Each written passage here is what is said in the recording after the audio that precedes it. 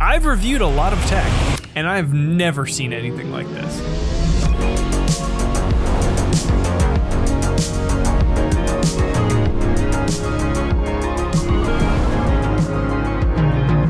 For years, creator audio setups have had two main options. Keep it simple with a basic audio interface, but then you hit limits very fast. Or you can build a huge mess of gear. But I think Elgato is trying to change that with this brand new product. This is the new Wave XLR Pro, and after digging through what this thing can do, this thing is kind of insane. You get 2 XLR inputs, onboard DSP effects, VST support, 5 separate hardware mixes, dual USB-C. And for a lot of creators, this could replace a whole pile of extra gear.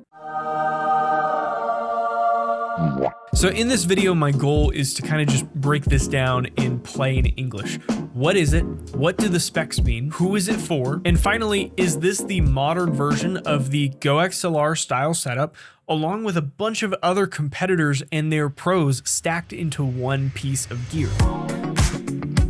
Before we jump in, if you're new here, my name is Austin Davenport. On this channel, I help creators stream better and work faster. I cover things like OBS setups, audio routing, PC fixes, Premiere problems, and other creator gear. So if you like straight to the point tech videos that fix real problems, consider subscribing. Now first, let's talk about what the Wave XLR Pro actually is. At first, it's easy to think this is just another XLR interface with a few extra ports, but this is not really fully what it is.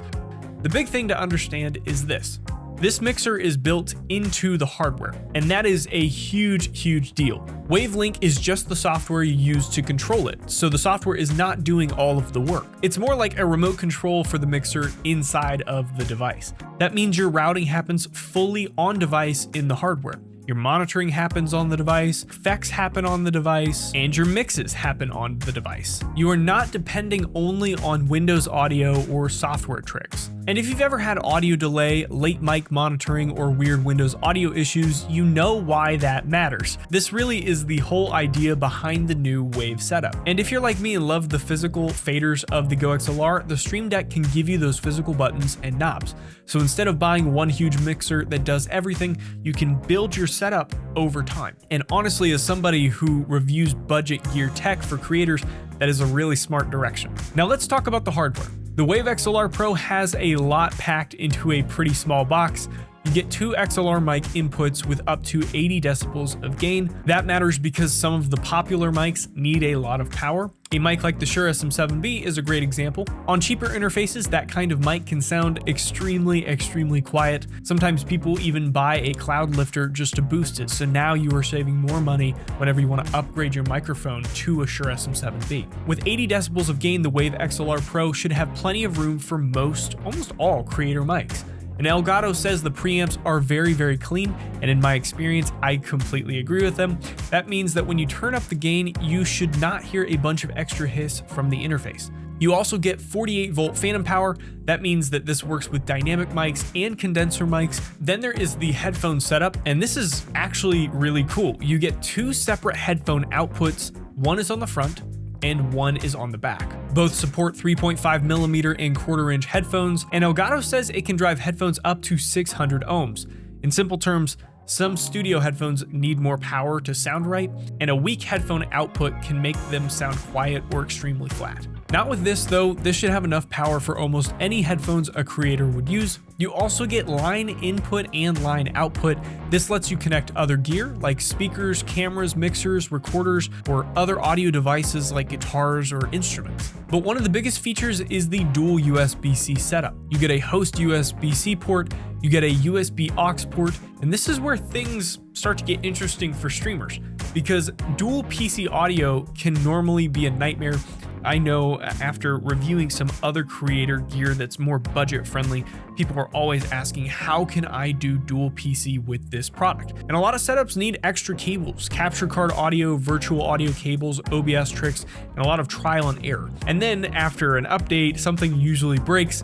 The Wave XLR Pro is made to solve that problem. Your gaming PC can connect to the USB aux, and your streaming PC can connect to the host port. The Wave XLR can then move audio between them. And since the routing and mixing happen on the hardware, you can make different mixes for different uses at the same time. This is probably the biggest feature of the whole device. The Wave XLR Pro can run 5 separate hardware mixes at once, and this is just wild. You could have one mix for your headphones, one mix for your live stream, one mix for your VOD with no copyrighted music, one mix for Discord, one mix for a second PC or console, all at the same time. Each mix can have its own levels, routing, ducking settings, and each mix can be sent to a different place. This just is not normal audio interface behavior. And because the mixing is happening on the device, your monitoring should feel much faster than a software-only setup.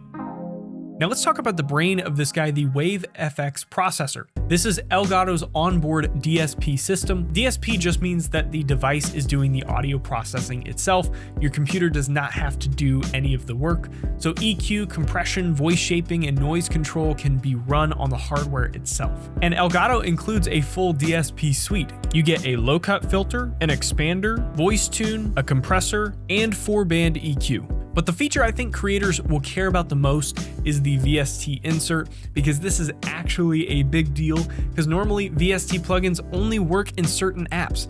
For example, you might use VSTs in OBS, so your stream hears your process mic, but Discord does not, Zoom does not, and Game Chat does not. Well, Wave XLR Pro also changes that.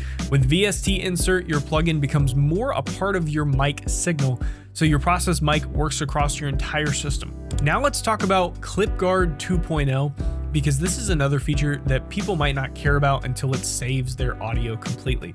ClipGuard is Elgato's system for stopping mic distortion. Normally, if your mic clips, the audio is just ruined. ClipGuard is meant to stop that before it happens. It uses, and I had to look this up, stacked converters and 32-bit float processing that gives your voice a lot more room before it hits the limit. So if you yell or laugh or get loud during a game, the device helps protect that signal. Bang, bang, bang, bang, bang, bang. Let's go! Woo!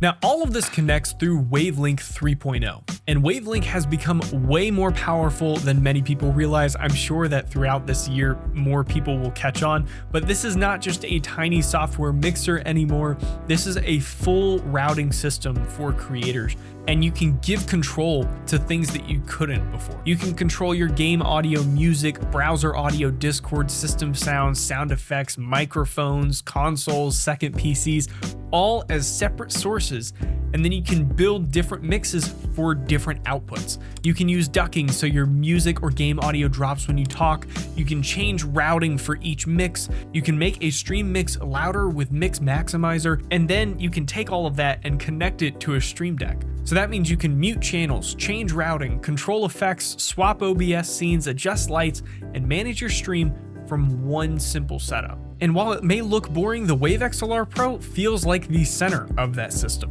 Also, since a lot of comments have asked for this in past videos, I made a deep dive of my own audio and streaming setup. I go through the routing, Wavelink, OBS, my workflow with my Stream Deck and controls. So if you want the full behind the scenes setup guide, consider becoming a member of the channel. It helps support the channel and you get access to the full walkthrough. Now, I want to be clear, I give my full, true, honest opinion on everything I talk about, and this thing just is not for everyone. At $350, this is overkill if you just used one USB mic to play games with your friends.